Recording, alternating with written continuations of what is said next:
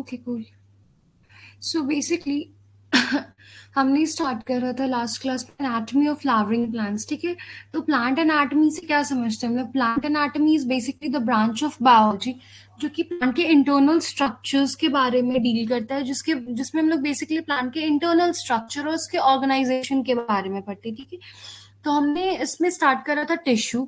Tissue basically अगर capacity of division के basis पे डिवाइड करते हैं तो दो टाइप के टिश्यूज होते हैं। एक मेरिस्टेटिक टिश्यूज होता है हमारा जो अनडिफरेंशिएटेड होता है, और दूसरा टाइप ऑफ टिश्यू होता है हमारा परमानेंट टिश्यूज जो कि फुली डिफरेंशिएटेड होता है, ठीक है। फिर हमने मेरिस्मेटिक टिश्यूज में पढ़ा था अपाइकल मेरिस्टेम और इंटरकैपिलरी मेरिस्टेम, ठीक है, इंटरकैलरी मेरिस्टेम, ठीक है। और फिर जब हमने परमानेंट टिश्यू स्टार्ट किया तो परमानेंट टिश्यूज में तीन टाइप के टिश्यूज होते थे, पैरेन्काइमा, कोलेनकाइमा एंड स्केलेनकाइमा, ठीक है। ये तीन टाइप के टिश्यूज हमने पढ़े थे हमारे परमानेंट टिश्यूज में, ठीक है। जब ये थ्री टाइप्स ऑफ टिश्यूज हमारे हो गए तो फिर कॉम्प्लेक्स टिश्यूज को दो टाइप के टिश्यूज थे हमारे परमानेंट टिश्यूज में, सिंपल परमानेंट और complex permanent. Simple permanent tissues में हमारा आता है क्या क्या? पैरेन्काइमा, कोलेनकाइमा और स्केलेनकाइमा। और फिर हमने स्टार्ट करा था कॉम्प्लेक्स परमानेंट टिश्यूज जिसमें दो टाइप के टिश्यूज प्रेजेंट होते हैं, एक होता है हमारा जाइलम और दूसरा होता है फ्लोएम। तो कल हमने पढ़ा था जाइलम तक। तो बेसिकली जाइलम में क्या पढ़ा था हमने कि जाइलम में ट्रैकिट्स और वेसल्स, ठीक है, दो टाइप के होते हैं जाइलम। ट्रैकिट्स में क्या होता था हमारा? ट्रैकिट्स में बीच का जो ल्यूमन कैविटी होता था वो जो होता है हमारा वो स्मॉल होता था, ठीक है। और ट्रैकिट्स और वेसल्स और जाइलम फाइबर्स हमारे तीन डेड एलिमेंट्स थे, वही जाइलम पैरेन्काइमा हमारा लिविंग एलिमेंट था। ट्रैकिट्स में क्या हो रहा था? ट्रैकिट्स में हो रहा था कि ये जो सेल वॉल है वो थिक होता था, लेकिन ये जो बीच का उनका जो बीच का ये ल्यूमन था, ये ल्यूमन कैविटी थिन होता था, नैरो होता था। वही वेसल्स में क्या पढ़ा था हमने कि वेसल्स में क्या होता है? वेसल्स भी एक सिलेंड्रिकल ट्यूब लाइक स्ट्रक्चर होता है, लेकिन लिग्निफाइड वॉल्स में भी प्रेजेंट होंगे जैसे ट्रैकिट्स में प्रेजेंट होंगे, लेकिन इनका ये जो ल्यूमन कैविटी देखो कि ये इनका थिक होता था, लार्ज सेंट्रल कैविटी प्रेजेंट होती थी, ठीक है। तो ये थी जाइलम के बारे में बात। अब हम लोग आज स्टार्ट करेंगे फ्लोएम के बारे में, ठीक है। फिर मैं ये डायग्राम एक्सप्लेन करूंगी, ठीक है। तो अगर फ्लोएम को स्टार्ट करते हैं तो the main function of the phloem is to conduct food materials usually from the leaf to the. देखो जाइलम का मेन फंक्शन क्या होता था? जाइलम का मेन फंक्शन क्या करता हमारा? वो वाटर एंड मिनरल्स को कंडक्ट करता है, मतलब रूट से वो वाटर और मिनरल्स को अब्सॉर्ब करके different different parts of plant में स्टेम और लीव्स में ट्रांसपोर्ट करता है। वही फ्लोएम का मेन फंक्शन है कि वो फूड मटेरियल्स को कंडक्ट करता है, यानी कि लीफ से वो फूड मटेरियल्स लेकर के different parts of the plants तक पहुंचाता है, ठीक है। तो ये फ्लोएम का काम है हमारा। अब अगर ओरिजिन के बेसिस पे फ्लोएम को क्लासिफाई करेंगे तो phloem can be classified into two categories on the basis of origin, मतलब उनकी ओरिजिन कैसी हो रही है। तो पहला जो टाइप होगा हमारा वो है प्राइमरी फ्लोएम, और जो दूसरा टाइप है वो है सेकेंडरी फ्लोएम, ठीक है। तो प्राइमरी फ्लोएम का अगर नेम के थ्रू ही जाओगी तो समझ में आ रहा है कि ओरिजिन के बेसिस पे बात कर रहे हैं तो प्राइमरी फ्लोएम बोल रहे हैं। अगर प्राइमरी फ्लोएम बोल रहे हैं तो उसका मतलब यही हो जाएगा कि ये प्लांट की लाइफ में पहले आ रहा है, पहले प्राइमरी फ्लोएम बन रहा है फिर सेकेंडरी फ्लोएम बन रहा है, ठीक है। तो primary phloem basically originates from procambium during vascularisation, ठीक है। प्राइमरी फ्लोएम जो हमारा हो रहा है वो ओरिजिनेट कर रहा है प्रोकैम्बियम से जब वैस्कुलराइजेशन हो रही है, ठीक है। और सेकेंडरी फ्लोएम क्या हो रहा है? ओरिजिनेट कर रहा है वैस्कुलर कैम्बियम से ड्यूरिंग सेकेंडरी ग्रोथ। यानी कि प्राइमरी फ्लोएम जब ओरिजिनेट करके जब प्रोकैम्बियम वैस्कुलराइजेशन हुआ, प्रोकैम्बियम का फॉर्मेशन हुआ, तो प्राइमरी फ्लोएम डेवलप हो गया, उसने प्राइमरी प्लांट बॉडी बना दी। जब primary phloem primary plant body बना दिया उसके बाद सेकेंडरी फ्लोएम ओरिजिनेट हुआ वैस्कुलर कैम्बियम से सेकेंडरी ग्रोथ के टाइम पे। जब plant body primary plant body के अंदर जब सेकेंडरी ग्रोथ होना स्टार्ट हुआ तब ये सेकेंडरी फ्लोएम ओरिजिनेट किया, ठीक है। तो ये हो गया on the basis of origin.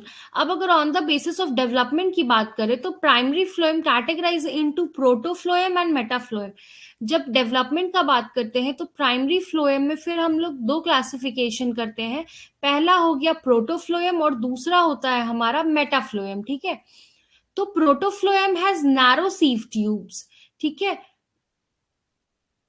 जो हमारा प्राइमरी फ्लोएम होता है उसके अंदर नैरो सीव ट्यूब्स होते हैं, whereas metaphloem has bigger sieve tubes, ठीक है।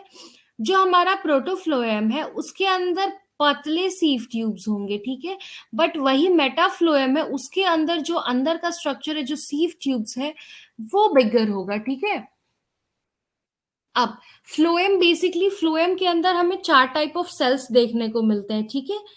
तो ये चार टाइप ऑफ सेल्स कौन कौन से हो गए हमारे? पहला हो गया हमारा सीव सेल या सीव ट्यूब्स, दूसरा होता है हमारा companion cells, your third one is phloem fibres या बास्ट फाइबर्स, और चौथा होता है हमारा फ्लोएम पैरेन्काइमा, ठीक है। ये चार टाइप्स होते हैं। अभी डायग्राम पे बैक टू डायग्राम आते हैं। ये देखो, ये एक फ्लोएम का डायग्राम है। तो देखो ये इनके चार पार्ट्स है, ठीक है। देखो ये जो दिख रहा है ये सीव पोर्स है हमारा, ठीक है। ये सीव पोर्स है। फिर आता है हमारा सीव ट्यूब एलिमेंट। ये जो व्हाइट स्ट्रक्चर देख रहे हो जिसमें ये ब्लैक लाइनिंग्स है, ये सीव ट्यूब एलिमेंट है, ठीक है। फिर सबसे आउटर स्ट्रक्चर जो ये ग्रीन क्लोरोप्लास्ट जैसा स्ट्रक्चर दिख रहा है, ये है फ्लोएम काइमा, फ्लोएम पैरेन्काइमा। और जो हमारा अंदर का ये मरून स्ट्रक्चर जो देख पा रहे हो, ये है कंपेनियन सेल्स, ठीक है। तो ये चार टाइप ऑफ सेल्स प्रेजेंट मिलते हैं हमें, जो फ्लोएम के अंदर मिलता है, ठीक है। चलो one by one if we'll start. तो सबसे पहला सेल आता है हमारा सीव सेल या सीव ट्यूब्स। अब इनको सीव सेल और सीव ट्यूब्स इसलिए बोलते हैं क्योंकि जिम्नोस्पर्म्स और टेरिडोफाइट्स में सीव सेल्स प्रेजेंट होते हैं, वही एंजियोस्पर्मिक प्लांट्स में सीव ट्यूब्स प्रेजेंट होते हैं, ठीक है। तो sieve cells and sieve tube elements are living and thin walled, ठीक है। सीव सेल्स और सीव ट्यूब्स जो होता है हमारा, वो लिविंग एलिमेंट है और थिन वॉल्ड होता है। लिविंग एलिमेंट क्यों बोल रहे हैं हम लोग? क्योंकि जब हमने जाइलम पढ़ा था तो हमने पढ़ा कि जाइलम जो हमारा ट्रैकिड है, जाइलम वेसल था, जाइलम फाइबर था, सारे डेड एलिमेंट्स थे। एक ही लिविंग एलिमेंट जाइलम में हमें मिलता था, वो था हमारा जाइलम पैरेन्काइमा, ठीक है। यहाँ पे क्या है, सीव सेल्स और सीव ट्यूब एलिमेंट्स जो हमारे वो लिविंग होते हैं और थिन वॉल्ड होते हैं, ठीक है। Mature sieve tube elements are enucleated living cells, ठीक है। इन्यूक्लिएटेड मींस कि उनके अंदर न्यूक्लियस प्रेजेंट नहीं होगा। तो जो मेच्योर सीव ट्यूब्स हो जाते हैं, यानी कि नॉट द वंस विच जो ओरिजिनेट हुआ, जब वो मेच्योरिटी की तरफ चला गया, मेच्योर सीव ट्यूब एलिमेंट्स बन गया, तो वो इन्यूक्लिएटेड लिविंग सेल्स होते हैं, यानी कि विदाउट न्यूक्लियस होते हैं वो लिविंग सेल्स, ठीक है। अब उसके अंदर क्या होता है कि सेंट्रल वैक्यूल प्रेजेंट होता है in each sieve cell and sieve tube element, ठीक है। हर सीव ट्यूब या सीव सेल के अंदर न्यूक्लियस प्रेजेंट नहीं होगा, लेकिन सेंट्रल वैक्यूल प्रेजेंट होगा, ठीक है। And around the central vacuole thin layer of cytoplasm is present, ठीक है। एक सेंट्रल वैक्यूल प्रेजेंट होगा और इस सेंट्रल वैक्यूल के सराउंडिंग में एक साइटोप्लाज्म की लेयर प्रेजेंट होगी हर एक सीव ट्यूब सेल या सीव ट्यूब एलिमेंट के अंदर, ठीक है।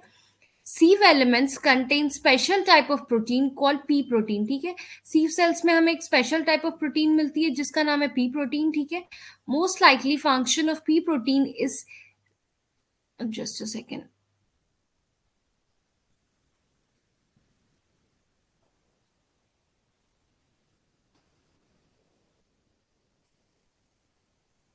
now most likely function of pea protein is sealing mechanism on wounding along with callose deposition and it is also related with conduction of food, ठीक है। देखो, जो पी प्रोटीन है उसका मेन काम सबसे पहला तो ये है कि सीलिंग मैकेनिज्म का काम करता है ऑन वुंडिंग। मतलब मान लो कि अगर ये कोई स्टेम है ट्री का और यहाँ से ये कट हो गया इसके अंदर, तो इसको हील करने का काम करता है प्री प्रोटीन, ठीक है। उसके बाद क्या करता है, कैलस डिपोजिशन का काम करता है, कैलोस डिपॉजिट करता है, और उसके बाद ये कंडक्शन ऑफ फूड में भी हेल्प करता है।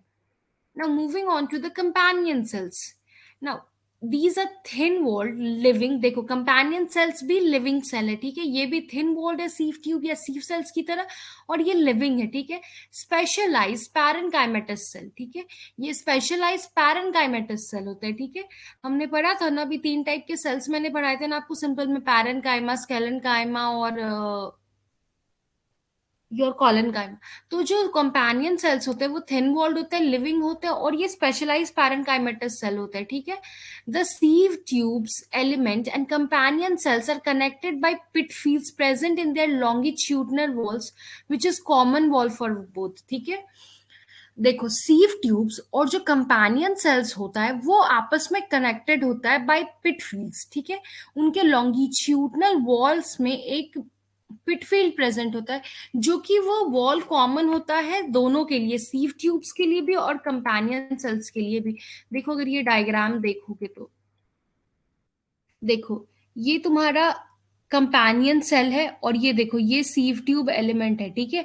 ये जो है ये ब्लैक सीव ट्यूब एलिमेंट दिख रहा है, तो इसके बीच में ये जो व्हाइट स्ट्रक्चर देख पा रहे हो, देखो ये, एक सेकेंड वेट,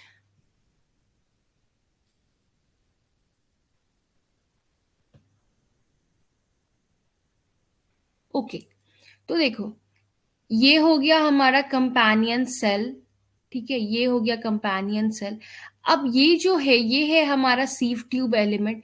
तो इसके बीच में एक ये पिटेड, ये एक वॉल, पिटेड सा वॉल दिख रहा है, इसी वॉल को बेसिकली बोलते हैं हम लोग, जिस वॉल की बात करें जो कॉमन होता है दोनों के लिए, ठीक है।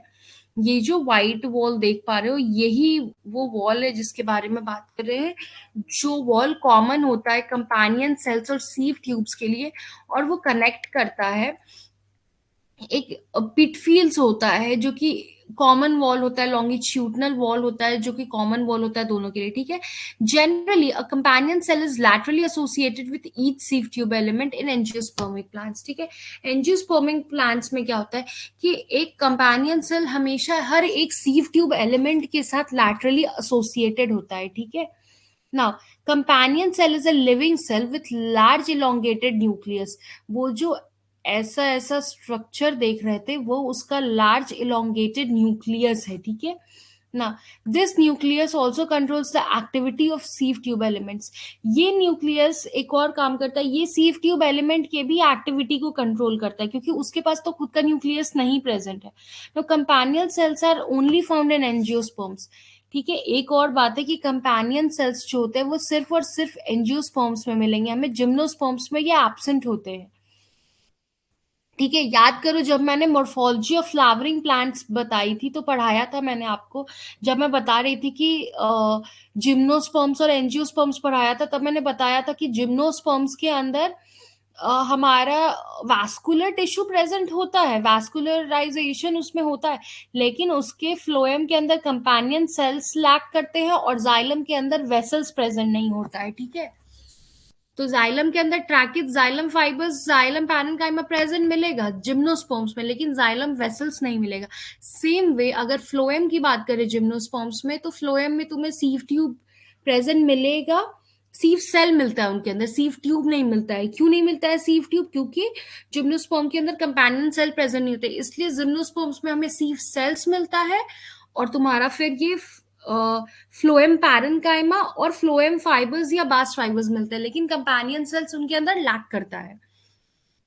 Now, what is the role of a companion cell? Companion cell क्यों present होना जरूरी है? तो companion cells basically play an important role in the maintenance of a pressure gradient in the sieve tube.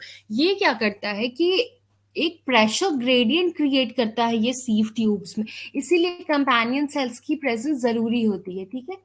Now the third part is phloem fibres, जिसको कि हम लोग bast fibres भी बोलते हैं, ठीक है। Now they are made up of sclerenchymatous cells, ठीक है। जो हमारा कंपेनियन सेल्स था वो क्या था, वो पैरेनकाइमेटस सेल्स का बना था। वही हमारा जो फ्लोएम फाइबर्स या बास्ट फाइबर्स है वो स्क्लेरेनकाइमेटस सेल्स का बना होता है, ठीक है। These are much elongated, unbranched and have pointed needle like ends. ठीक है, फ्लोएम फाइबर्स में क्या होता है, पॉइंटेड इसके नीडल लाइक एंड होते हैं, ये इलोंगेटेड होता है और अनब्रांच होता है, यानी कि इसके अंदर ब्रांचिंग नहीं होती है। ठीक है, these fibres are generally not found in primary phloem but are found in the secondary phloem. ठीक है, प्राइमरी फ्लोएम के अंदर ये नहीं मिलेगा, मतलब जब सेकेंडरी ग्रोथ हो जाएगा प्लांट के अंदर और जब सेकेंडरी फ्लोएम का डेवलपमेंट होगा तब आपको ये फाइबर्स प्रेजेंट मिलेंगे, फ्लोएम फाइबर्स। प्राइमरी फ्लोएम के अंदर ये फाइबर्स एब्सेंट होते हैं। ठीक है, these fibres provide mechanical support to sieve elements. देखो, जो हमारा कंपेनियन सेल था वो क्या कर रहा था कि वो ट्यूब एलिमेंट के अंदर प्रेशर ग्रेडियंट बना रहा था। ये जो फ्लोएम फाइबर्स है हमारा, ये जिसको बास्ट फाइबर्स बोलते हैं, उनका काम क्या है कि वो एक मैकेनिकल सपोर्ट प्रोवाइड करते हैं फ्लोएम फाइबर्स को। ठीक है, ना the cell wall of phloem fibre is quite thick. ठीक है, फ्लोएम का जो सेल वॉल होता है फ्लोएम फाइबर का वो थिक होता है। ठीक है, at fibres at maturity fibres lose their protoplasm and become dead. देखो, पहले फ्लोएम फाइबर्स लिविंग होता है, लेकिन जैसे जैसे वो मेच्योरिटी अचीव करता है वो डेड हो जाता है। ठीक है, now, moving on to the phloem parenchyma. Its cells are elongated, tapering and cylindrical, living and thin walled. देखो, पहली ही लाइन में सारी चीजें, इसके सेल्स इलोंगेटेड होंगे यानी कि ऐसा लंबा होगा, टेपरिंग होगी सेल्स के अंदर यानी कि बीच में थिक, एंड में ऐसा टेपर्ड। ठीक है, ऐसी टेपरिंग होगी। ठीक है, सिलेंड्रिकल शेप के होंगे, लिविंग होंगे और थिन वॉल्ड होंगे, यानी इनकी वॉल्स थिन होगी। ना the wall is composed of cellulose. इसका वॉल सेल्यूलोज का बना होता है, इसके वॉल में पिट्स प्रेजेंट होती है। ठीक है, अब पिट्स की वजह से क्या होता है कि इसके अंदर plasmodesmatal connection exhibit between the cells. ठीक है, पिट्स के थ्रू क्या होता है कि ये टू मेटल कनेक्शन एग्जिस्ट करता है दो सेल्स के बीच में। ठीक है, नाउ इनका काम क्या होता है, it store food material and various materials जैसे कि रेजिन, लैटेक्स, म्यूसिलेज एटसेट्रा। ये सारे मटेरियल्स को ये स्टोर करते हैं बेसिकली, जो हमारा फ्लोएम पैरेन्काइमा है। Phloem parenchyma is absent in the most of the monocotyledons. ठीक है, अब एब्सेंट है मोनोकॉट्स में, तो इससे क्या प्रूफ होता है कि ये हमें मेजोरिटी में डाइकॉट्स में मिलेगा। कुछ मोनोकॉट्स होंगे जिनके अंदर ये प्रेजेंट मिल सकता है, लेकिन मेजोरिटी ऑफ द मोनोकॉट्स में ये एब्सेंट होता है। Now, इसका main function of phloem parenchyma, या इसको हम लोग रे पैरेन्काइमा भी बोलते हैं। फ्लोएम पैरेन्काइमा का अदर नेम इज योर रे पैरेन्काइमा। ओके, सो जो मेन फंक्शन होता है फ्लोएम पैरेन्काइमा का या रे पैरेन्काइमा का, वो होता है conduction of food in radial direction and storage of food. मतलब कंडक्शन, फूड को कंडक्शन करवाना यानी कि लीफ से कलेक्ट करके दूसरे पार्ट्स ऑफ द प्लांट तक ट्रांसपोर्ट करना, और फूड को स्टोर करना भी इनका काम होता है। ठीक है, ना जो कंडक्टिंग एलिमेंट होता है फ्लोएम का उसको हम लोग लेप्टोम बोलते हैं। मतलब जो फ्लोएम फाइबर्स है उसके अंदर दो एलिमेंट हो सकते हैं, एक होता है हमारा जो स्टोरेज एलिमेंट होगा और दूसरा होता है हमारा कंडक्टिंग एलिमेंट। तो जो कंडक्टिंग एलिमेंट प्रेजेंट होता है फ्लोएम के अंदर उसको हम लोग लेप्टम बोलते हैं। ठीक है, तो ये यहाँ तक बात थी अभी तक टिश्यू की। अब हम लोग स्टार्ट करेंगे बेसिकली टिश्यू सिस्टम। तो टिल हियर कोई डाउट है? मान ली टिश्यूज में कोई डाउट है तो हम लोग फिर स्टार्ट करेंगे टिश्यू सिस्टम से। अगर टिश्यू में कोई डाउट है, किसी भी टिश्यू में या उसकी क्लासिफिकेशन में या उसके फंक्शन में, तो just ask.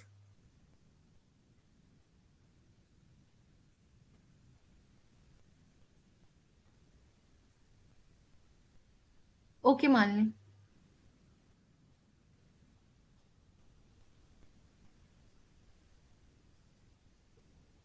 Just a second.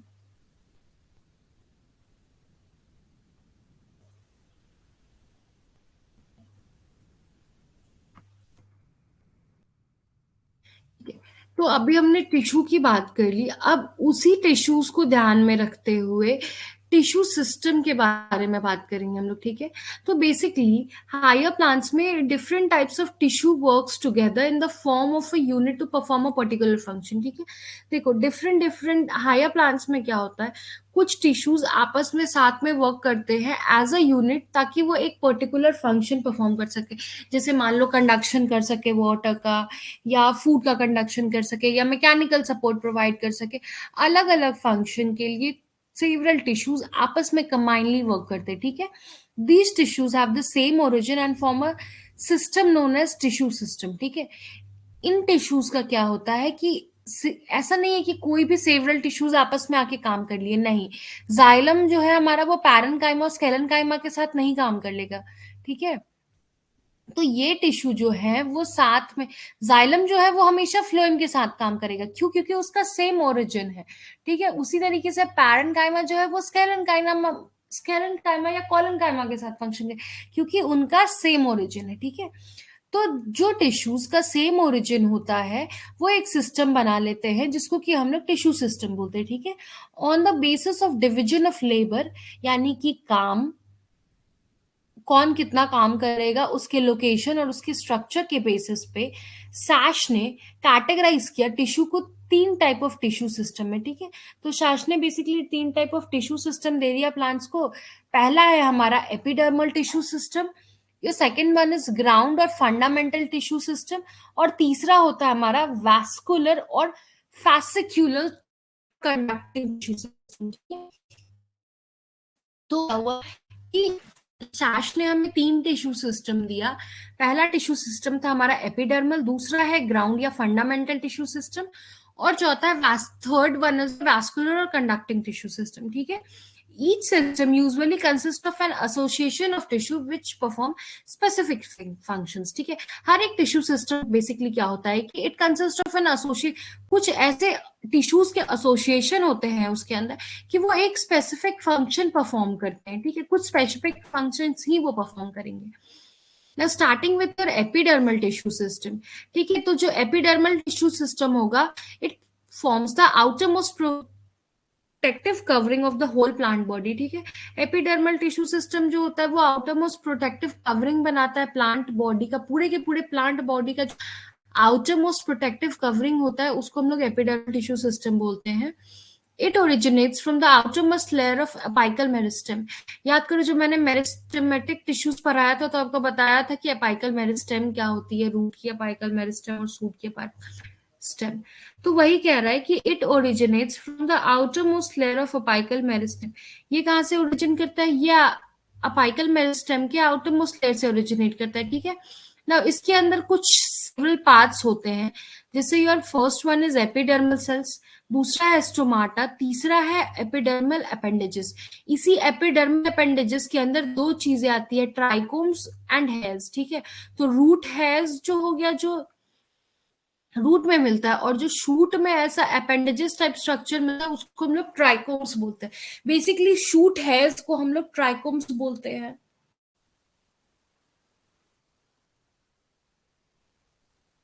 तो एपिडर्मल टिश्यू सिस्टम में कौन कौन से पार्ट्स हो गया? एपिडर्मल सेल हो गया हमारा, हमारा स्टोमाटा हो गया, और एपिडर्मल अपेंडेजेस हो गया। तो इनको भी वन बाय वन लोग देखेंगे। सबसे पहले आया एपिडर्मिस, मतलब एपिडर्मल सेल्स, ठीक है। तो it is the outer most layer of the primary plant body, ठीक है। एपिडर्मिस क्या होता है कि हमारा आउटर मोस्ट लेयर होता है प्राइमरी प्लांट बॉडी का, ठीक है। वो यूजुअली सिंगल लेयर्ड होता है, बट कुछ प्लांट्स में वो मल्टी लेयर्ड भी हो जाता है, ठीक है। Epidermis is usually single layered, ठीक है, लेकिन कुछ प्लांट्स में क्या होता है कि वो मल्टी लेयर्ड भी होता है। Now it is made up of elongated, compactly arranged cells called parenchymatous cells, ठीक है। इसके अंदर क्या होता है, elongated तो होता है लेकिन कॉम्पैक्ट अरेंजमेंट होती है सेल्स की, यानी इंटरसेलुलर स्पेस प्रेजेंट नहीं होगी। और कौन से सेल्स की अरेंजमेंट होती है इसके अंदर? तो पैरेन्काइमेटस सेल्स, ठीक है। तो it is made up of elongated, compactly arranged cells called parenchymatous cells, ठीक है। Each cell has a large central vacuole and a peripheral thin cytoplasm, ठीक है। हर एक सेल के अंदर, मान लो ये एक सेल है, इस सेल के अंदर क्या होगा कि एक लार्ज सेंट्रल विक्यूल प्रेजेंट होगा, और उसके पेरीफेरी पे एक thin layer of cytoplasm present मिलेगा हमें। Now, the outside of the epidermis is covered with a waxy thick layer called cuticle. ठीक है, जो एपिडर्मिस सेल है उसका जो बाहर का सरफेस है वो एक थिक वैक्सी थिक लेयर से कवर्ड होता है, वैक्स जैसा एक थिक लेयर होता है जिससे वो कवर्ड होता है, जिसको कि हम लोग क्यूटिकल बोलते हैं। ठीक है, अब क्यूटिकल का काम क्या है, तो वो बेसिकली वाटर लॉस प्रिवेंट करता है, बट वो रूट में नहीं मिलेगा, यानी कि क्यूटिकल्स हमें कहाँ मिलेगा, वो सिर्फ और सिर्फ हमें शूट्स में देखने को मिलेगा। ठीक है, शूट्स और लीव्स वगैरह में, वो रूट में देखने को नहीं मिलता है, और वो प्रिवेंट करता है वाटर को लॉस होने से। ना जो दूसरा स्ट्रक्चर है हमारा, दूसरा सेल टिश्यू है, वो है स्टोमाटा। ठीक है, तो stomata are the minute structures present in the epidermis of leaves. ठीक है, ये स्टोमाटा जो होता है एक माइन्यूट सा स्ट्रक्चर होता है जो लीव के एपिडर्मिस में मिलता है। ठीक है, they are absent in the epidermis of roots, यानी कि जो स्टोमाटा है हमारा वो सिर्फ लीव्स के एपिडर्मिस पे मिलेगा, वो रूट्स के एपिडर्मिस में वो एब्सेंट होता है। Now each stomata is composed of a two bean shaped और kidney shaped cells known as guard cells. ठीक है, ऐसा बीन के जैसा या किडनी के जैसा दो शेप होता है, जो अरेंजमेंट होता है उसको हम लोग स्टोमाटा बोलते हैं। ठीक है, और इस दो bean shaped kidney shaped sales के अलावा एक और स्ट्रक्चर होती है जिसको हम लोग टाइनी स्टोमाटल पोर बोलते हैं। ठीक है, एक छोटा सा स्टोमाटा का पोर होता है, इसीलिए उसको टाइनी स्टोमाटल पोर बोलते हैं। नाउ ये तो बात हो गई, अभी हमने बताया आपको कि जो लीव्स हैं उनके एपिडर्मिस में हमें मिल जाएगा, बीन शेप्ड होता है गार्ड सेल्स। ठीक है, लेकिन ग्रासेस में क्या होता है कि जो गार्ड सेल्स होता है वो डम्बल शेप्ड होता है। ठीक है, यानी कि कुछ ऐसा होगा। ग्रासेस वगैरह में क्या होता है कि गार्ड सेल्स जो होता है वो हमारा डंबल शेप होता है। उनके अलावा अगर जनरल केस की बात करें तो उसके अंदर जो होगा हमारा वो बीन शेप्ड या किडनी शेप्ड सेल्स होता है। Now moving on, the outer walls of guard cells away from the stomatal pore are thin, and the thin inner walls towards the stomatal pore। ठीक है, देखो मान लो अगर ये स्टोमाटल पोर है, ठीक है, तो उसके जो स्टोमाटल पोर से दूर जो गार्ड सेल्स का आउटर वॉल होता है वो थिन होता है, और जो टुवर्ड्स द स्टोमाटल पोर जो होता है हमारा वॉल, वो इनर वॉल जो होता है वो बहुत ही थिक होता है। मतलब अगर पेरिफेरी के पास है stomatal pore, away from the stomatal pore हो आप, outer walls of guard cells जो होते हैं वो थिन होते हैं। और वही अगर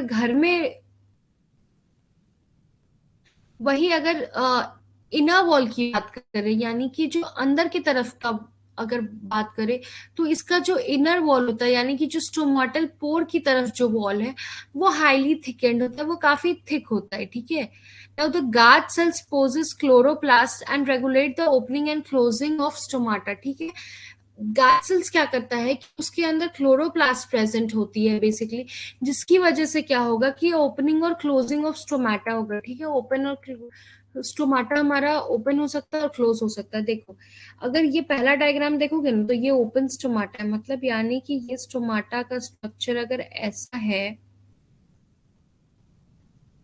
तो ये ओपन स्टोमाटा है। ठीक है, यही जब क्लोज होगा तो एक ऐसा थिक वॉल ही शेयर करेगा। तो this is what you call is close stomatal pore, और इसके अंदर जो है ये ओपन स्टोमाटल पोर है। ठीक है, sometimes a few epidermal cells in the vicinity of guard cells welcome specialized in the shape and size and are known as subsidiary cells। ठीक है, कुछ एपिडर्मल सेल्स क्या करते हैं कि गार्ड सेल्स की विसिनिटी में वो काफी स्पेशलाइज हो जाते हैं शेप और साइज के बेसिस पे, उसको उन सेल्स को हम लोग सब्सिडरी सेल्स बोलते हैं। ठीक है, नाउ द स्टोमाटल अपर्चर, फिर जिसको पोर बोलते हैं, guard cells and the surrounding subsidiary cells are together called stomatal apparatus. इन सबको साथ में मिला के हमने क्या बोला, स्टोमाटल अपैरेटस। अब स्टोमाटल अपैरेटस में अगर देखने की बात है तो क्या क्या चीज प्रेजेंट है, तो स्टोमाटल अपर्चर प्रेजेंट है जिसको कि हम लोग स्टोमाटल पोर बोलते हैं, उसके अंदर और क्या प्रेजेंट है, ग्राउंड सेल्स प्रेजेंट है, और सब्सिडरी सेल्स प्रेजेंट है, ठीक है। तो इन सबको आपस में मिला के स्टोमेटल अपर्चर बोलते हैं, ठीक है। अब अगर बात करें फंक्शन ऑफ स्टोमाटा के बारे में, तो फंक्शन ऑफ स्टोमाटा में क्या होता है, it regulates the process of transportation and gaseous exchange, ठीक है। वो क्या करता है कि वो रेगुलेट करता है ट्रांसपिरेशन और गैसियस एक्सचेंज के प्रोसेस को, बेसिकली की, ठीक है। बेसिकली अगर देखोगे तो ये देखो, ये एक स्टोमाटा का डायग्राम है, ठीक है। ये डाइकॉट प्लांट्स का, यानी कि जब बीन शेप्ड गार्ड सेल्स होंगे, नॉर्मल होंगे, ठीक है। तो सबसे पहले जो डार्कर ग्रीन दिख रहा है वो सब्सिडरी सेल्स है। उसके बाद जो ये बीन शेप्ड स्ट्रक्चर दिख रहा है वो गार्ड सेल है। और उसके अंदर ये जो व्हाइट स्ट्रक्चर दिख रहा है वो स्टोमेटल पोर है, ठीक है। यही चीज अगर क्लोज्ड होती तो ये क्या होता, ये तो ये बिल्कुल, ये जो व्हाइट स्पेस है ना जिसको स्टोमेटल पोर बोलते हैं, ये प्रेजेंट नहीं होता, ठीक है। जो दोनों स्टोमेटल जो गार्ड सेल्स हैं वो आपस में सटे हुए होते हैं। अब अगर ये दूसरे डायग्राम की बात करोगे तो पहला तो था हमारा बीन शेप गार्ड सेल्स जिसमें अंदर था, जो कि डाइकॉट प्लांट्स में होता है, वही ग्रासेस वगैरह में। और जो दूसरे मोनोकॉट प्लांट्स है उनके अंदर ये जो होता है वो बीन शेप नहीं होता है, वो डम्बल शेप्ड होता है, ठीक है। यानी कि ये देखो, ये तुम्हारा सब्सिडरी सेल्स हो गया, ये तुम्हारा गार्ड सेल्स हो गया, और उसके बाद जो ये नीचे का स्ट्रक्चर देख रहे हो ये स्टोमेटल पोर है,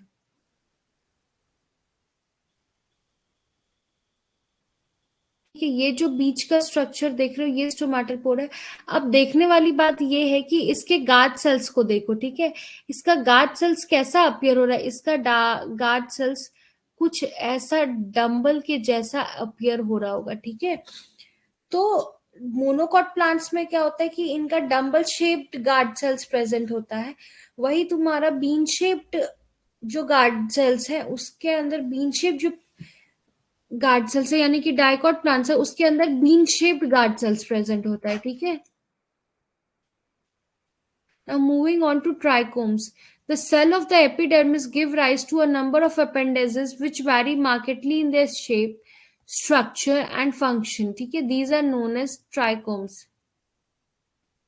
यानी कि जो एपिडर्मिस का जो सेल है that will give rise to a number of appendages, वो क्या करेगा कि वो ढेर सारा अपेंडेजेस बना देगा, ठीक है। जो कि डिफर करेगा अपने शेप, स्ट्रक्चर और फंक्शन में, ठीक है। इस चीज को बोलते हैं, these are known as basically trichomes. इन चीजों को बेसिकली हम लोग ट्राइकोम्स बोलते हैं।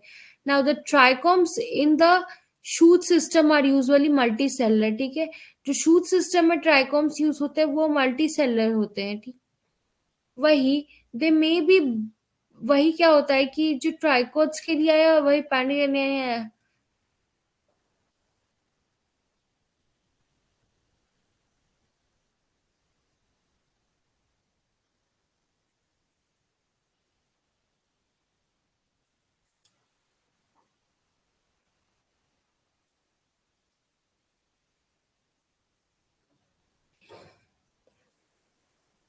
ओके, जो ट्राइकोम्स जो हमारे शूट सिस्टम में प्रेजेंट होते हैं वो यूजुअली मल्टी सेलर ही होते हैं।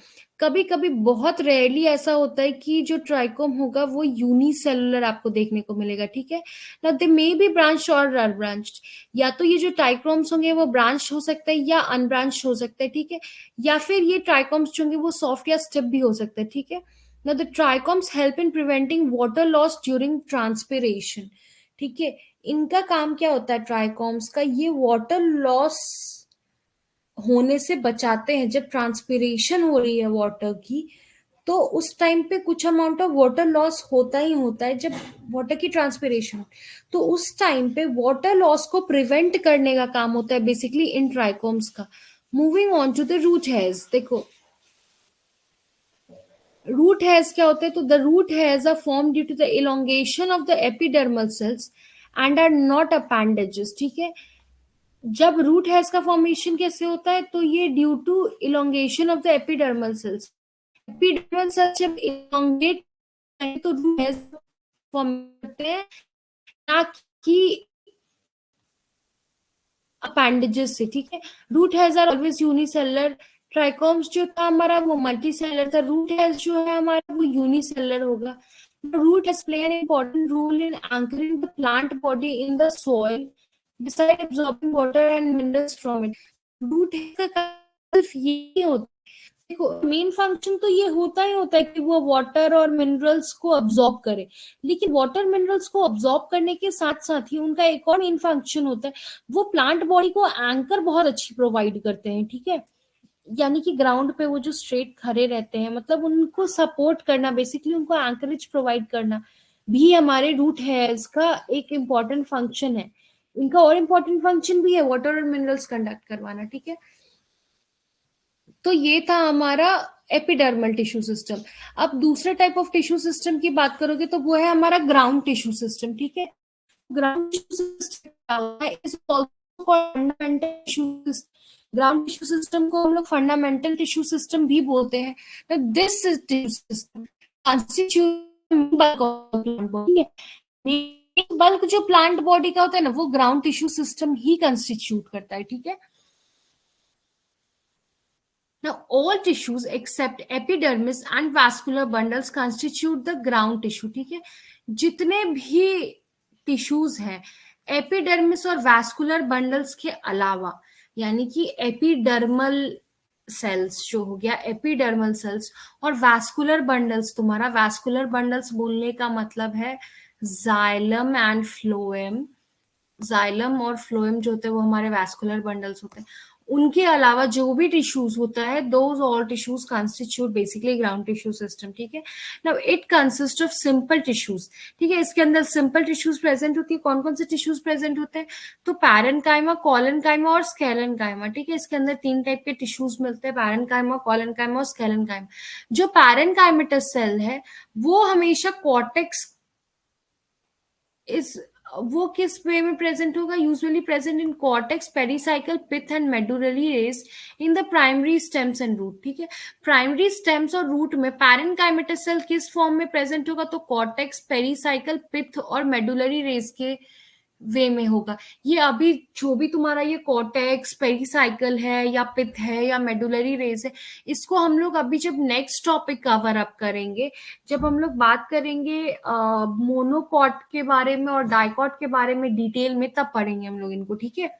नाउ लीव्स में क्या होता है कि ground tissue consist of thin walled chloroplast, ठीक है।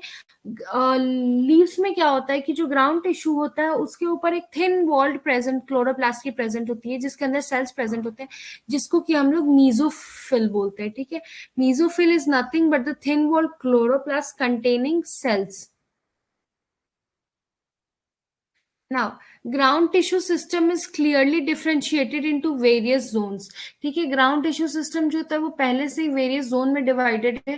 Now, in the transverse section of all dicot stems, monocot roots and dicot roots, the ground tissue exhibit clear zonation into an outer cortex and central pith. ठीक है, अब इसमें क्या कहने का मतलब है कि ट्रांसवर्स सेक्शन अगर देखोगे हर एक डाइकॉट स्टेम का, मोनोकॉट रूट्स या डाइकॉट रूट्स का, मतलब डाइकॉट स्टेम, मोनोकॉट रूट्स और डाइकॉट रूट्स, यहाँ किस चीज के बारे में हम लोग बात नहीं कर रहे हैं? तो यहाँ हम लोग बात नहीं कर रहे हैं, that is your monocot stem, ठीक है। मोनोकॉट स्टेम के बारे में हम लोग बात नहीं कर रहे। उसके अलावा जो हमारा डाइकॉट स्टेम है या मोनोकॉट डाइकॉट रूट्स है, उसके अंदर जोनेशन होता है, क्लियर जोनेशन होता है ग्राउंड टिश्यू के अंदर। मतलब तुमको एक जोन दिख जाएगा, ये आउटर कोर्टेक्स जोन है और ये सेंट्रल पिथ का जोन है, ये तुमको डिमार्केशन दिख जाती है उनके स्टेम्स और रूट्स के अंदर में। सिर्फ और सिर्फ मोनोकॉट स्टेम एक एक्सेप्शन है जिसके अंदर नहीं मिलेगा ये चीज। Now in between cortex and pith various other tissues are present, ठीक है। कॉर्टेक्स और जो पिथ है वो आउटर कॉर्टेक्स और सेंट्रल पिथ तो हो ही, उनके जो दो जोन्स तो होते ही हैं, लेकिन उसके अलावा क्या होता है कि कॉर्टेक्स और पिथ के बीच में दूसरे दूसरे टिश्यूज प्रेजेंट होते हैं, ठीक है। Such differentiation is not present in the monocot stem as I told you earlier only, क्योंकि मोनोकॉट स्टेम्स में ऐसी क्लियर जोनेशन ही नहीं होती है जब, तो इन बिटवीन टिश्यूज कहाँ से प्रेजेंट मिलेंगे? Now, in the leaves of monocot and dicot plants, ground tissue is called mesophyll and is not distinguished into cortex and pith.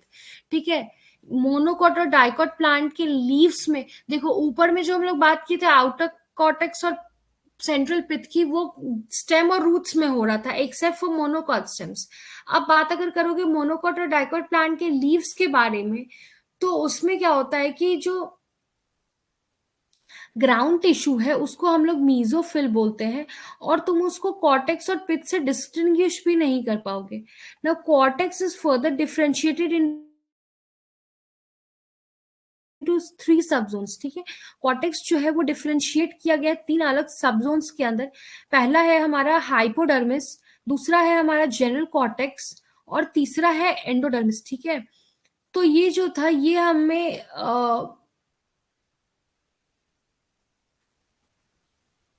Cortex को हमने फर्दर तीन जोन्स में डिफरेंशिएट किया है.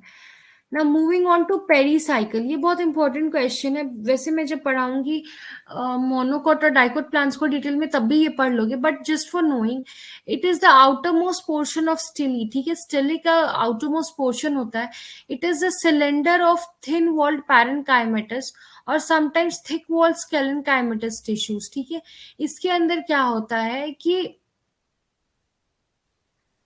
एक थिन वॉल्ड पैरेन्काइमेटस सेल होगा या फिर एक थिन वॉल्ड स्केलेनकाइमेटस सेल प्रेजेंट होगा. ठीक है, नाउ पेरीसाइकिल में भी सिंगल लेयर्ड और मल्टी लेयर्ड. ठीक है, पेरीसाइकिल या तो सिंगल लेयर्ड भी हो सकता है या मल्टी लेयर्ड भी हो सकता है. नाउ इसका पेरीसाइकिल जो है वो कहाँ, वो पैचेस में प्रेजेंट मिलता है, और मोनो कोटिलेडन स्टेम्स में भी प्रेजेंट नहीं मिलता है, क्योंकि अभी इसकी जस्ट पहले मैंने आपको बताया कि ग्राउंड टिश्यू सिस्टम में जो तुम्हारा सेंट्रल पिथ और आउटर कॉर्टेक्स था वो सब में प्रेजेंट था, लेकिन मोनोकोटिलिडनस स्टेम में प्रेजेंट नहीं था. इसीलिए क्या होता है कि पेरीसाइकिल जो होता है वो पैचेस के फॉर्म में प्रेजेंट होता है, और पेरीसाइकिल जो होता है वो मोनोकोटिलेडन सीड्स के अंदर में प्रेजेंट नहीं होता है. Now moving on to the function of pericycle, pericycle का काम क्या है? तो thick walled pericycle gives mechanical support to the plant. ठीक है, अब अगर थिक वॉल्ड पेरीसाइकिल की बात कर रहे हो तो देखो, थिक वॉल्ड पेरीसाइकिल क्या था हमारा, इसके अंदर स्क्लेरेनकाइमेटस टिश्यू प्रेजेंट है, इसलिए ये थिक वॉल्ड है. यानी कि स्क्लेरेनकाइमेटस टिश्यूज का काम क्या है कि वो मैकेनिकल सपोर्ट देती है प्लांट को. ठीक है, now when composed of parenchymatous cells, तो पेरेन्काइमेटस सेल्स तो हमारी थिन वॉल्ड है. ठीक है, तो अगर बात कर लो कि थिन वॉल्ड सेल्स का, तो थिन वॉल्ड सेल्स क्या करती है कि storage organ of food material की तरह काम करती है. यानी कि फूड मटेरियल्स का जो स्टोरेज ऑर्गन होता है वो उसकी तरह काम करती है, फूड को स्टोर करते हैं अपने बॉडी के अंदर. ये काम होता है थिन वॉल्ड का, और थिक वॉल्ड का काम होता है तुम्हारा मैकेनिकल सपोर्ट प्रोवाइड करना. Moving on to the third tissue system, that is your vascular और कंडक्टिंग टिश्यू सिस्टम. ठीक है, तो अगर वैस्कुलर या कंडक्टिंग टिश्यू सिस्टम के बारे में बात करें, तो प्रोकैम्बियम ऑफ अपाइकल मेरिस्टेम. ठीक है, ये टिश्यू सिस्टम कहाँ से ओरिजिनेट हो रही है? तो ये प्रोकैम्बियम ओरिजिनेट हो रही है अपाइकल मेरिस्टेम से. अपाइकल मेरिस्टेम के अंदर जो प्रोकैम्बियम प्रेजेंट था उससे ओरिजिनेट होगी. ठीक है, इन consist of xylem and phloem. ठीक है, वैस्कुलर सिस्टम क्या होता है कि जाइलम और फ्लोएम प्रेजेंट होते हैं. ठीक है,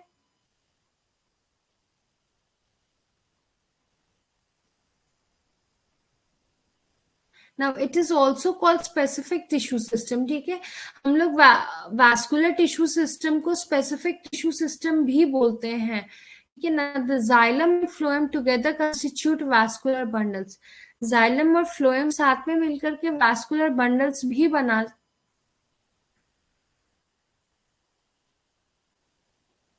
साथ में मिलकर के वैस्कुलर बंडल बनाते हैं.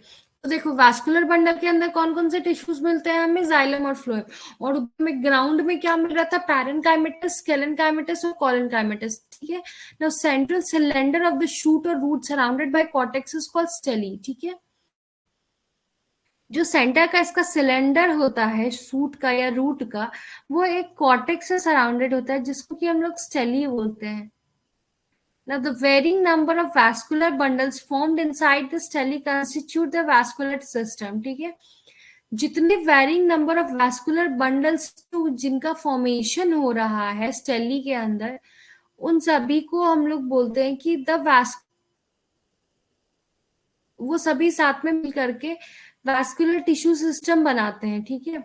Now, these vascular bundles may be found either scattered in general ground tissue or properly arranged in the stele. ठीक है, ये vascular bundles या तो जमीन पे बिखरा हुआ भी मिल सकता है या फिर प्रॉपर अरेंजमेंट के साथ स्टेली पे मिलेगा.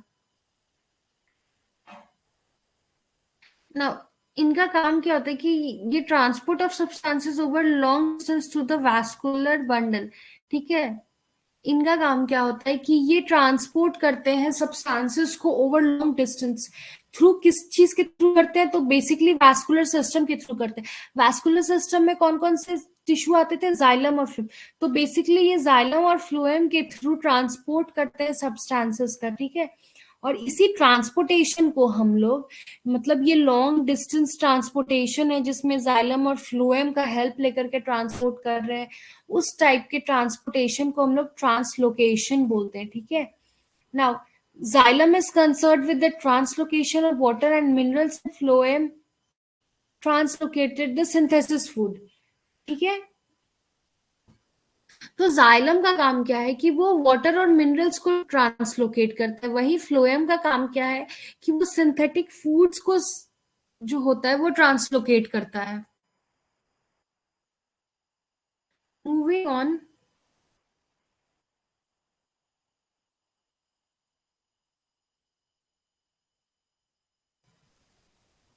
वेट अ सेकेंड गाइस, कुछ ग्लिच लग रहा है मुझे.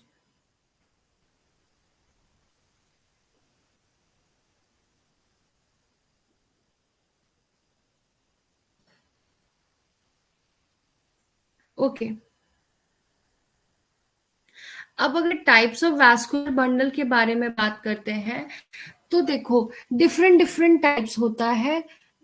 ठीक है, बेसिक जो डिवीजन करोगे अरेंजमेंट ऑफ एलिमेंट्स या वैस्कुलर बंडल के बेसिस पे, तो अगर अरेंज एलिमेंट्स उसका कैसे अरेंज है उसके बेसिस पे डिवाइड करोगे तो वैस्कुलर बंडल्स को हम लोग 3 टाइप में डिवाइड करते हैं. ठीक है, your first type is radial vascular bundle. ठीक है, जो तुम्हारा दूसरा टाइप होगा हमारा इस वैस्कुलर बंडल का, वो होता है कॉन्जॉइंट वैस्कुलर बंडल टाइप, और उसके बाद तीसरा टाइप होगा हमारा कोसेंट्रिक वैस्कुलर बंडल. तो पहला हो गया रेडियल. ठीक है, दूसरा हो जाएगा हमारा कॉन्जॉइंट, और your third one is basically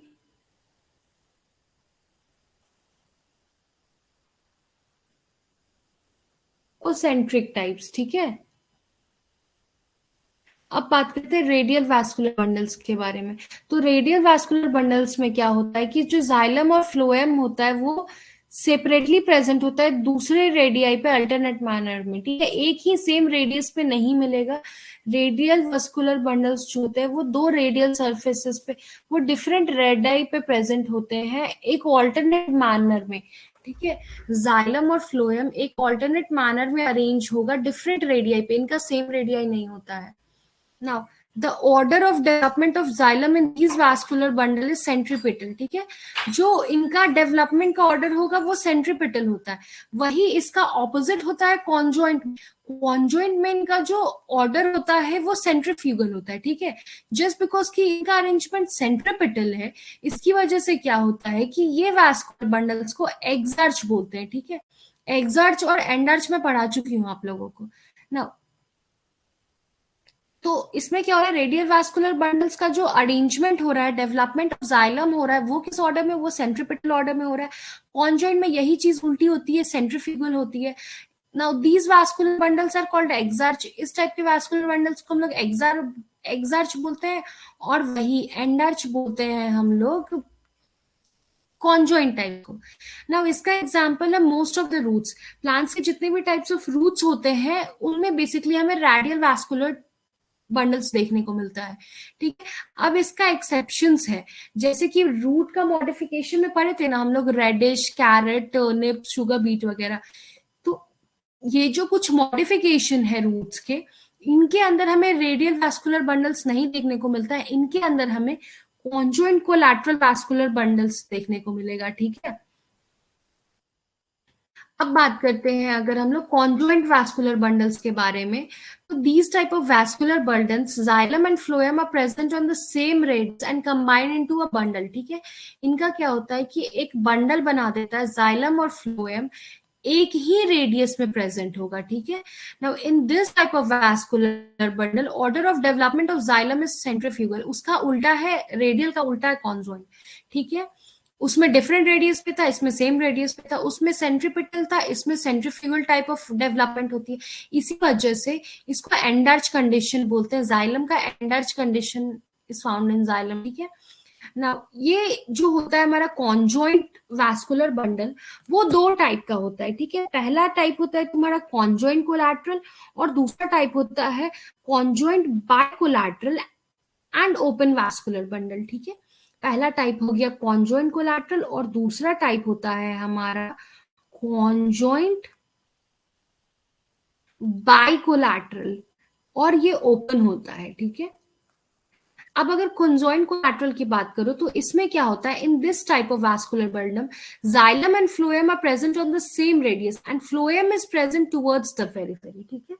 मतलब इसमें क्या होगा कि सेम रेडियस पे जाइलम और फ्लोएम तो प्रेजेंट है, लेकिन जो फ्लोएम होगा हमारा वो पेरिफेरी की तरफ प्रेजेंट होगा, यानी कुछ इधर की तरफ, पेरिफेरी की तरफ जाइलम फ्लोएम हमारा प्रेजेंट होगा, ठीक है। अब कॉन्जॉइंट कोलैटरल्स को हम लोग फिर दो टाइप्स में क्लासिफाई फर्दर करते हैं, एक हो गया हमारा ओपन टाइप और दूसरा होता है हमारा क्लोज टाइप। अब ओपन और क्लोज टाइप के बीच में डिफरेंस समझने की चीज है कि ओपन और क्लोज टाइप क्या होता है, ठीक है। तो ओपन में क्या होता है, if the cambium is present in between the xylem and phloem then it is said to be open vascular bundle, ठीक है। अब अगर फ्लोएम है और जाइलम है, उसके बीच में अगर कैम्बियम प्रेजेंट मिलेगा तो उसको ओपन वैस्कुलर बंडल बोलेंगे, जैसे कि डाइकॉट और जिम्नोस्पर्म्स के स्टेम्स में मिलता है। और क्लोज टाइप तब होगा जब कैम्बियम एब्सेंट होगा जाइलम और फ्लोएम के अंदर में, ये जाइलम और फ्लोएम है तो ये जाइलम हो गया, मतलब ये जाइलम हो गया और ये हमारा फ्लोएम हो गया, इनके बीच में कोई कैम्बियम नहीं प्रेजेंट मिलेगी, तो इस टाइप को close type of close conjoint बोलते हैं हम लोग वैस्कुलर बंडल, ठीक है। इसका एग्जांपल हो गया मोनोकॉट का स्टेम और लीव्स, ठीक है। स्टेम्स ऑफ डाइकॉट्स और जिम्नोस्पर्म्स हो गए हमारे ओपन टाइप, और मोनोकॉटिलिडन स्टेम और लीव्स जो होते हैं हमारे वो क्लोज टाइप होते हैं।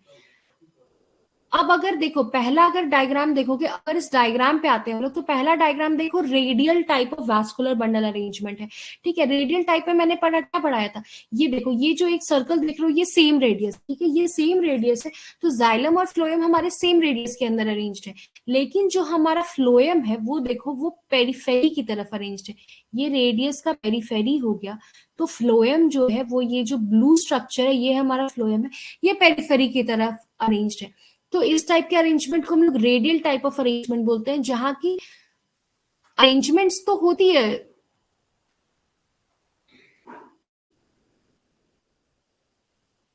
अब अगर बात करोगे फ्लोएम के कॉन्जॉइंट क्लोज और कॉन्जॉइंट ओपन के बारे में, क्लोज और ओपन के बारे में, तो क्लोज ओपन में मैंने क्या बताया था कि फ्लोएम और जाइलम के बीच में एक कैम्बियम प्रेजेंट होती है, तो ये जो बीच में पिंक स्ट्रक्चर दिख रहा है ये कैम्बियम है, ये कैम्बियम प्रेजेंट है, इसलिए ये जो डायग्राम है इसको हम लोग ओपन कॉन्जॉइंट बोलते हैं। और ये जो दूसरा है जिसके अंदर कैम्बियम नहीं प्रेजेंट है, डायरेक्ट फ्लोएम और जाइलम अटैच्ड है, तो इस टाइप के कॉन्जॉइंट को क्लोज कॉन्जॉइंट बोलते हैं, इस टाइप के वैस्कुलर बंडल को, ठीक है। अब जो कॉन्जॉइंट में हमारा दूसरा टाइप आता है वो है हमारा conjoint bicollateral and open vascular bundle. इसमें क्या होता है कि दो patches of phloem and two strips of cambium, ठीक है, outer and inner, and one on each side of xylem are found, ठीक है।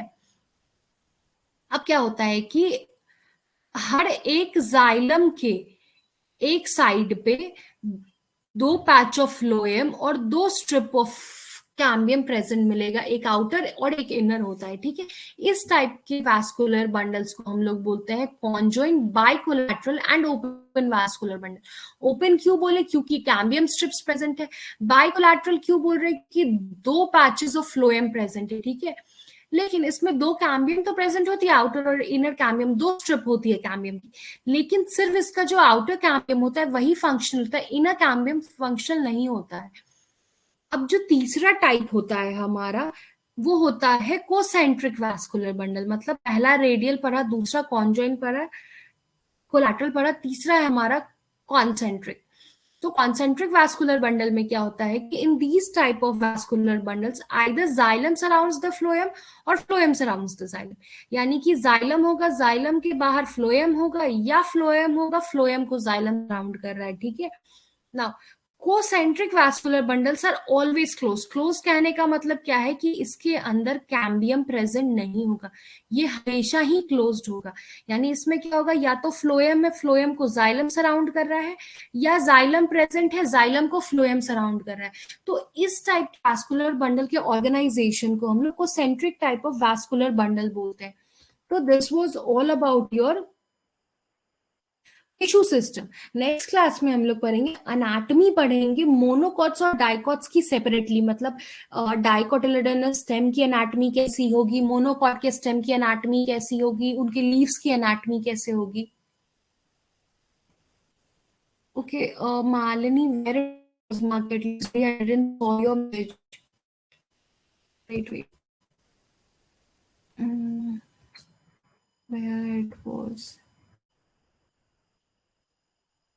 Malini, can you tell me where it was?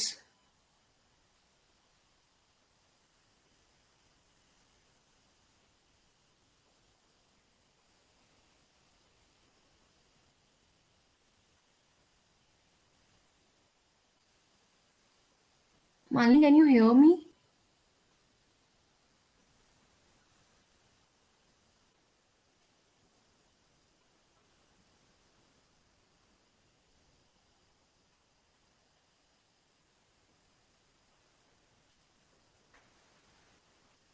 Okay, wait, let me see.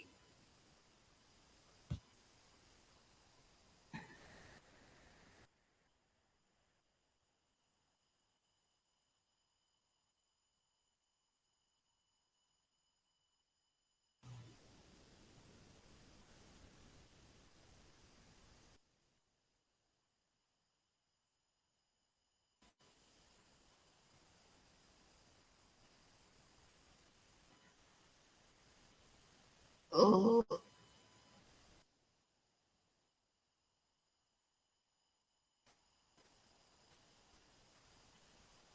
Mani, since it's time for your physics classes already, we since you joined late, so we have extended the time. You just go through the notes. I'll upload it, and then tell me in tomorrow's class like where it was, so I can clear your doubt. Okay. Right now, I'm not able to find it.